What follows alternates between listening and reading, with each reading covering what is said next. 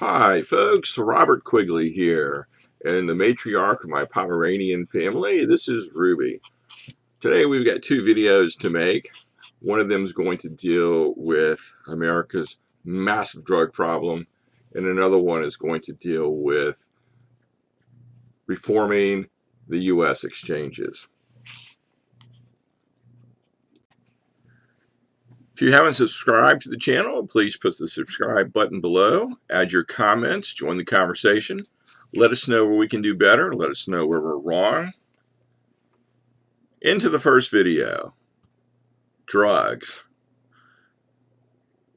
We look across America, we look across the landscape since the mid-1960s, and we all know beyond a shadow of a doubt that America has suffered a massive drug problem.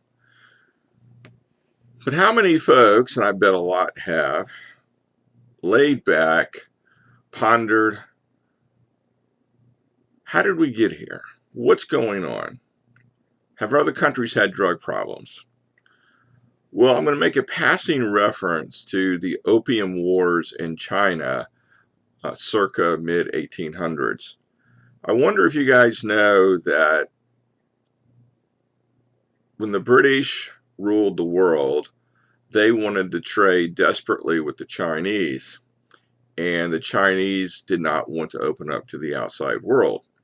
And as a consequence of this political friction, the Brits in the mid-1800s wound up supplying huge amounts of opium across the Chinese population, and this gave birth to what became known as opium dens, and then of course a massive society-wide drug addiction. This ultimately led to Brits, the British and the Western world, trading with China, getting control of Hong Kong, and pretty much at this point it's consigned to the history books. The Chinese are very strict with drugs. If you get caught with an amount of drug that a typical American drug user would have in their possession today, they would routinely get the death penalty, and this happens all the time. They are so strict. You get caught with drugs in January, you have a very, very good chance of being executed by the end of the summer or the end of the year. So they take a very harsh view on drug addiction and drug dealing in the Chinese-speaking world, and you do find the strict approach in several other countries too. The opposite side of that, of course, is Amsterdam, where it's all regulated by the government and legal, and we can get into the pros and cons of both of these answers, but before we even get to that road, we need to talk about what's going on in America. So the first observation is when you step back and look at the drug problem in America, you notice that the vast majority of people have decided the problem is too big and too difficult, and they really don't know how to solve the problem. And when they do make efforts at solving the problem, the vast majority of the time it ends in failure. So I'm going to come back to that point in a minute. But before I go deeper into the American drug issue, one of the first thoughts that I've had over life, with the opium wars in the background, is I've often wondered, and I have no way of proving what I'm about ready to say at this moment in time, but I often wonder if our adversaries did not ignite the drug war. I mean, as you know, we're on our way to the White House. At some point in time, we're going to have way more resources to perhaps dig into some of these issues. I'm not saying it did happen. I'm not saying it didn't happen. But I often wonder, because, countries like China take the very long view of history.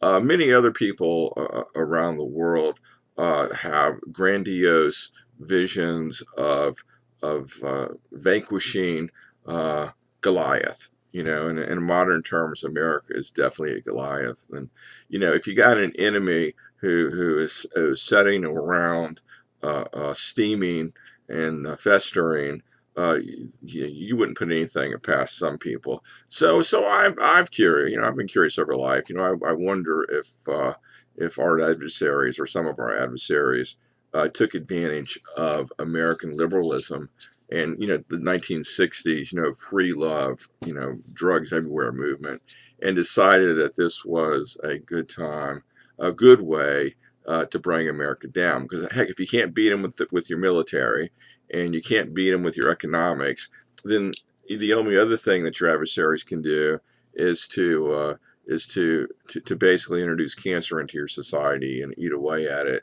and slowly defeat your enemy from within, or join your enemy. And so those are the choices. So I put that on the table as food for thought. Love to hear what other people have to think about it. So let's go back to the too difficult to solve problem with American drugs. So I got to tell you, I have been involved in some academic and practical research projects. My friends and I got involved in this a few years back, and we took on some case studies, people that were extreme drug addicts, and we ran through a whole bunch of trial and error tests and methods and procedures to see what worked and what didn't work in terms of helping these people get off drugs. And through the whole process, I learned way more about the drug world than I would ever want to know. Believe me, you don't want to know, but there are people out there that do know.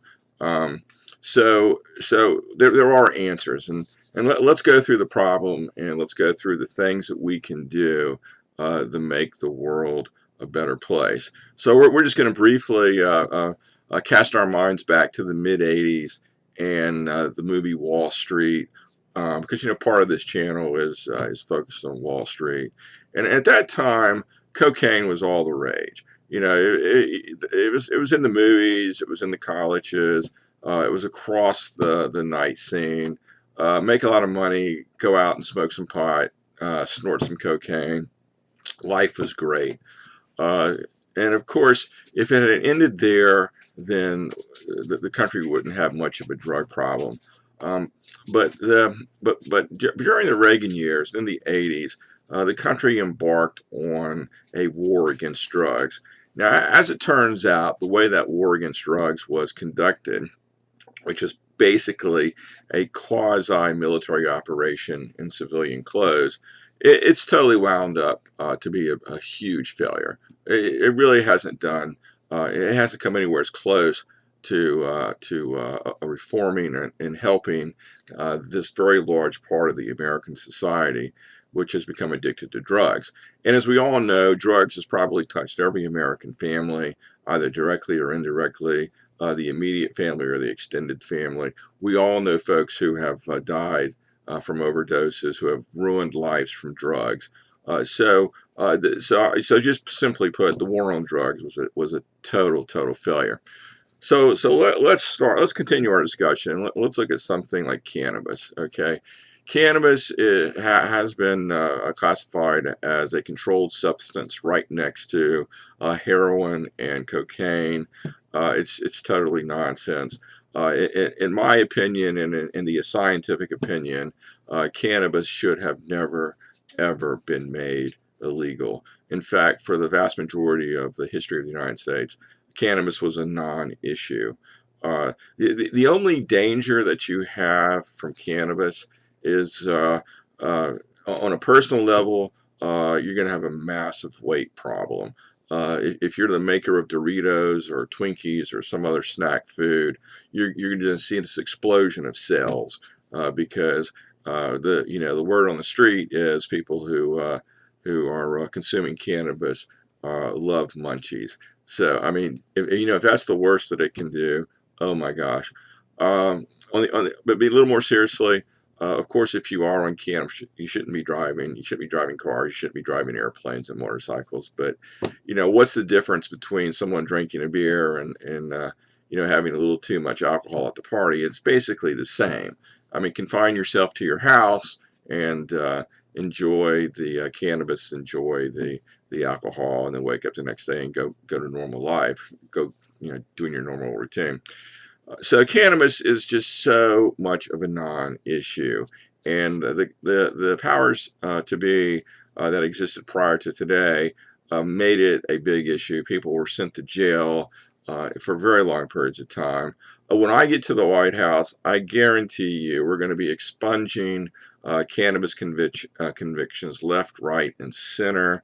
Anybody who's sitting in jail for a purely cannabis crime will be out of jail. I mean, there's just no question about it. I mean, cannabis should have never been illegal in the first place, and all of that is going to be rectified. Now, don't get me wrong. If you went out and robbed the store or robbed somebody or whatever it was, and at the same time you had cannabis as part of that charge. Now, you had a drug charge, you had a burglary charge, and it was just based on cannabis. Well, of course, the burglary part of the charge or conviction stays, but it's just the cannabis part that we're going to eliminate. And this is going to be done in very short order. We're not wasting time on this. It should never happen. And on that front, as we all know, cannabis, recreational cannabis, is on the road to legalization across America. It's already been totally legalized in Canada, and it can be a contributor to local, state, and national and global economies. So that's what we need to happen. There's no reason why the federal government should have not already legalized cannabis. It's just an example of the perilous that exist in the Washington D.C. and we need to just cut through the red tape. I don't want to go into the great detail of the benefits of cannabis or the medical benefits of cannabis. It's all over the internet. You guys probably know more about it than I do, but that's my attitude on it, and that's how we're going to deal with cannabis when we get to the White House. If it's not already legal by then, believe me, like within the first month, it's all going to be legal. It's just going to be that simple. Now, let's move on. We've got three other major drugs that we have to deal with, and we need to deal with them in two different ways. We've got fentanyl on the one hand, and we've got heroin and cocaine on the other hand. Drugs like heroin and cocaine change the brain chemistry. There's a whole lot that needs to be done in terms of helping the victims of drug addiction, and that we're going to get into some detail on that in a minute. But there is a bridge that people cross over, and America is very big on personal responsibility, and a lot of folks, on the right, for example, they will take a very narrow attitude and say, you took that drug, you pay the consequences. Well, in terms of heroin addiction, a lot of people got medical prescriptions as a result of operations and so forth, and that led to heroin addictions. Well, you take one or two hits of heroin and you might be addicted for life. I mean, just as a footnote here, if somebody offered me $100 million in cash to take one dose of heroin or crack or fentanyl, it would not happen. I mean, come on, I would love, just like anybody else, would love to have, a free spare $100 million in the bank account. And if the money was right here on my table and somebody said it's yours if you take this dose, it would never happen. I mean, I've never been a drug user, but unfortunately, I have seen people succumb to this, and through the research project I was talking about earlier, and through friends and family, and I can tell you, it is not something that is even worth it. Pass on the $100 million. Pass on the dose. But okay, so here we are. We're dividing. We got to divide this world. I want to talk about fentanyl first because it needs an immediate solution. Fentanyl is designed to knock out elephants. Okay, we all can get a visual picture of how big an elephant is as compared to a human being. So a little tiny, I'm just going to call it a micro drop, because I'm in my meaning is something very, very small that you could barely see on the end of your fingertip, is enough to kill an elephant. probably a herd of elephants. So what is it going to do to a human being? Well, a human being has no chance. I mean, a human being's going to be gone in a few minutes. And here's the problem that we have in the American society. We have a lot of people who have decided, wrongly of course, that they're going to build themselves up or make their lives better by becoming drug dealers. It's very common in what I'm going to generally call American ghettos, but it does happen in all walks of life. That drugs are very often seen as a way to a better life, and this is a massive problem because fentanyl kills, and this raises another issue. Okay, so how are you going to deal with it? So let me just explain the problem a little bit more. So you have drug dealers that are lacing cannabis, for example, with fentanyl. They are lacing all kinds of street drug pills with fentanyl. They're lacing heroin with fentanyl. They're lacing cocaine with fentanyl. And the drug dealer is doing this because what they're trying to do is they're trying to create an immediate, quick addiction, which is going to provide them with an income stream. But the reality of fentanyl distribution is, in my opinion, you are creating mass deaths, or you're creating the very high chance that there are going to be mass deaths as a result of fentanyl. So, how in the world do we deal with this issue? Well, so the first thing that comes to mind is the American legal system as it's been constructed was actually constructed with an idea that all problems could be solved within that legal system. Problem is, some issues need a different kind of legal system. And when we deal with something like fentanyl, if a person is a seller of fentanyl, then they have essentially removed themselves from the protections of civil society. They have decided that they can go out and kill untold numbers of people on a mass murder way, and that's for profit, and they don't really care. So you see, if we've got an accused in that situation, and let's say that the cops go out and find this person with the fentanyl, they've got a recording of that person selling the fentanyl. We know beyond a shadow of a doubt that that person knows that they were selling fentanyl, or maybe we have pictures, of that person and his group making fentanyl. You see, I mean, once we've removed all shadow of a doubt, then we have to ask ourselves a couple of questions. One, uh, why should we grant these people the privilege to live in jail for 20 years or 10 years or 5 years? Why do we care about an individual who has showed such inhumane, callous attitudes and behavior toward his fellow citizens?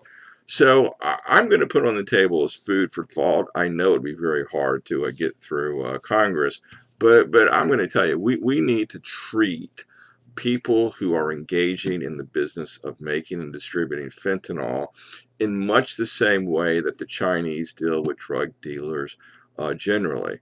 You don't have a right to live amongst us.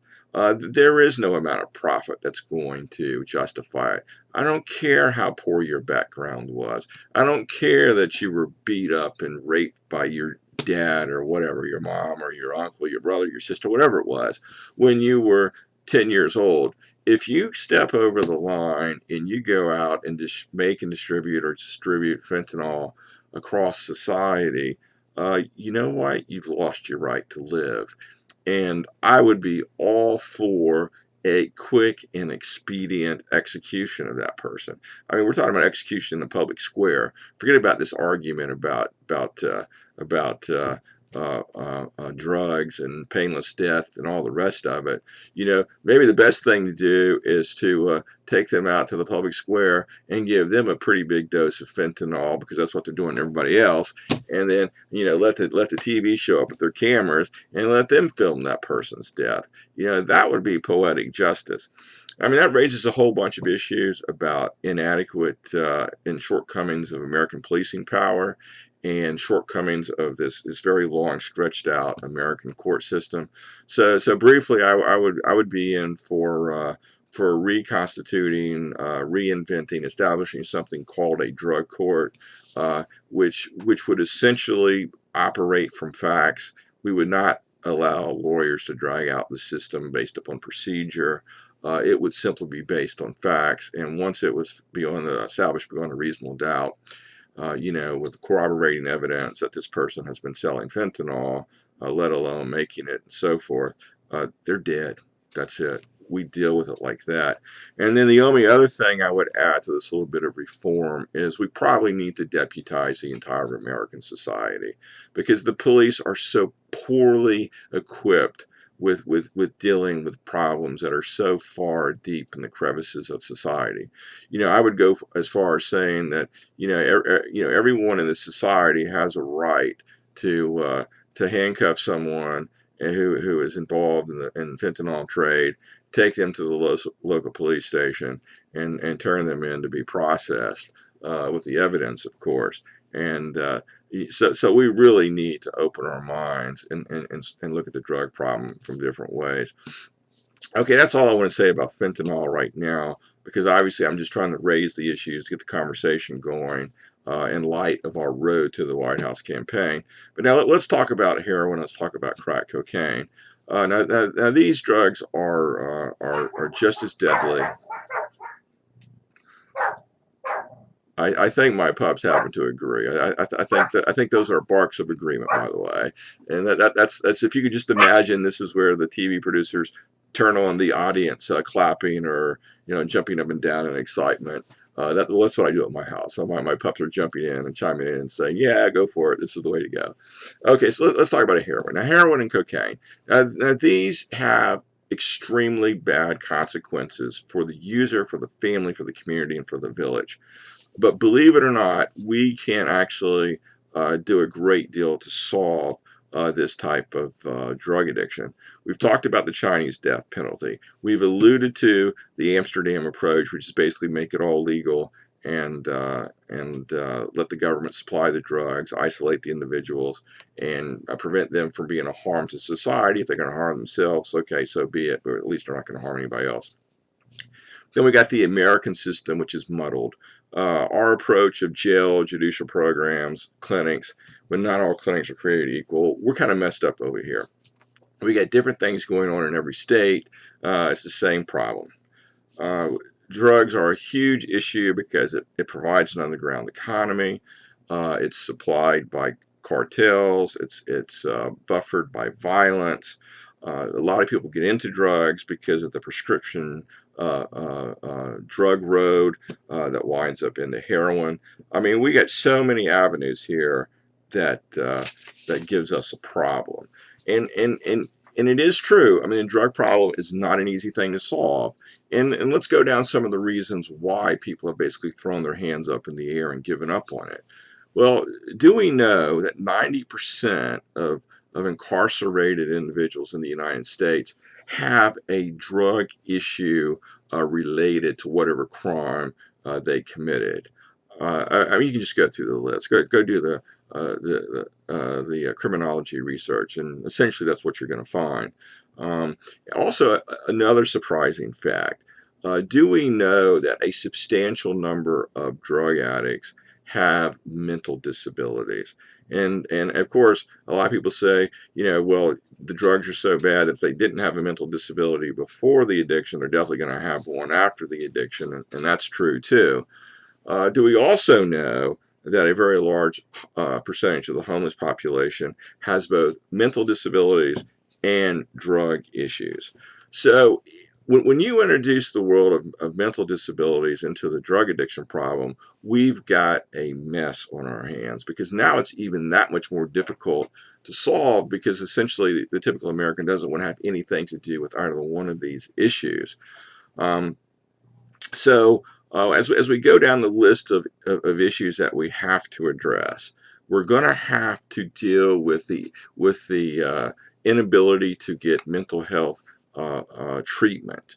We're going to have to stop using our jails as mental health institutions. We also must stop for-profit jails. I mean, if we're going to incarcerate people, then we're definitely going to do it in government jails. This whole idea that we can turn the maintenance and administration of jails and prisons into public income opportunities, that's coming to an end. That's going to stop. On the one hand, we need to put far fewer people in jail. People that can be helped and rehabilitated, they need to be put into the proper stream to make that happen.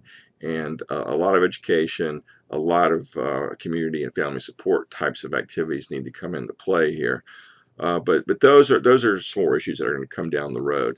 So pulling some facts out of the research projects I alluded to earlier, it became really, really clear that the vast majority of drug addicts with disabilities, mental disabilities, are in fact using drugs to self-medicate themselves.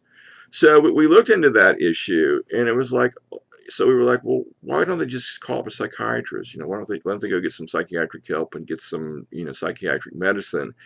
And oh my gosh, these people are not going to have any health insurance. I mean, they're not going to have any spare money in their pockets. And it turns out it's extremely hard to get a psychiatric appointment.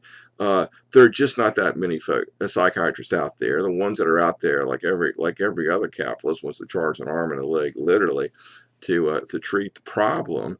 And then we got the problem: how are the drugs? How are the prescribed drugs paid for? So we've got this inherent a barrier to proper mental and physical health treatment, which says to the drug addict, you know what? It's much easier for me to get drugs from the street, and they can treat themselves. And that's exactly what we found going on in a great large number of the cases. So we're going to have to deal with getting folks access to psychiatrists, mental and physical health, and prescription drugs. We all know about basic income experiments that are going on around the country. I'm all for that. I mean, there should be a base. Okay, there should be a base level of support across America, and we're going to call that income support. And we don't need people homeless. We don't need people engaged in all sorts of a crime to feed drug habits and so forth. So those are issues that we have to deal with. Just look at some of the current treatment plans. What typically happens if someone either voluntarily they recognize they have a problem, they seek treatment, they're gonna show up at either a private a drug treatment clinic or a public drug treatment clinic, or if one winds up in the criminal justice system, some jurisdictions will automatically put folks into some kind of treatment facility. Well, I can tell you, we looked at these different types of treatment facilities, and there were some that stood out as working really well, and they were appropriate for the situation, and there were some that were just totally ineffective and a waste of money. So I'm going to use the DC government process. It's run like a military basic training camp. It's a total failure. You're dealing with a population that doesn't know the idea of being on time. And they're just totally the opposite of somebody who would be in the military, for example. I'm just trying to contrast that you're dealing with a population that's lost, that's slightly out of touch, and who is losing it that much more for every drug they take. And you got this DC government program, which is designed for a military type of a mindset. So that type of approach is totally wrong. One of the approaches that we found that worked really, really well, I'll just give them a plug. They're located out in Germantown, Maryland, and they're called Born Free America. And those guys were by far the number one clinic and treatment center that we found in many, many years of doing the research. Baltimore, forget about it. Baltimore is the heroin capital of the country. I need to do a whole video on how we solve Baltimore's problems, but Baltimore could be beyond help. I mean, it's tough. I mean, they have a really, really bad drug problem up there. Um, we look back in history. There was a big heroin problem in the Vietnam War, and one of the big things of the day was that the American military, was so worried that when all these GIs came back home and the war ended, that there was going to be a massive drug addiction problem unleashed across America.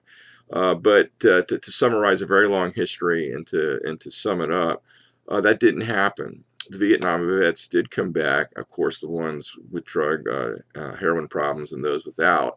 And surprise of all surprises, even the hardcore heroin addicts, in the Army in Vietnam, they came back to societies and made a good life for themselves. Now, herein lies the secret of the success, because you have to dig down deeply and ask oneself, what did those people do? How did they avoid this lifelong debilitating drug addiction? Well, the success stories, which is like 95% of them, they came back to supportive families, to supportive churches, to supportive communities. They had supportive jobs. They were able to surround themselves by friends and family members and community that cared. That they cared about them and the greater community, and everybody around them were sort of living life in a successful way. So they went from a highly stressful environment like the jungles of Vietnam, which got to tell you, if you were stuck in the jungle of Vietnam, might not be a bad idea to become a heroin addict, because you could be dead any minute, and if that were the case, at least it would be a little bit less painful. So they'd say they went from that environment to back to their homes across America, where of course people are trying to live a good life, and there's a tremendous amount of support, and there was loving support, there was caring support. Now, of course, there were some cases that didn't make it and they wound up homeless, and we can all point to those. But the numbers that fell into that second category were so small compared to what the military was expecting, that it's worth looking at. So what do we pull from that experience? Well, support is the key approach.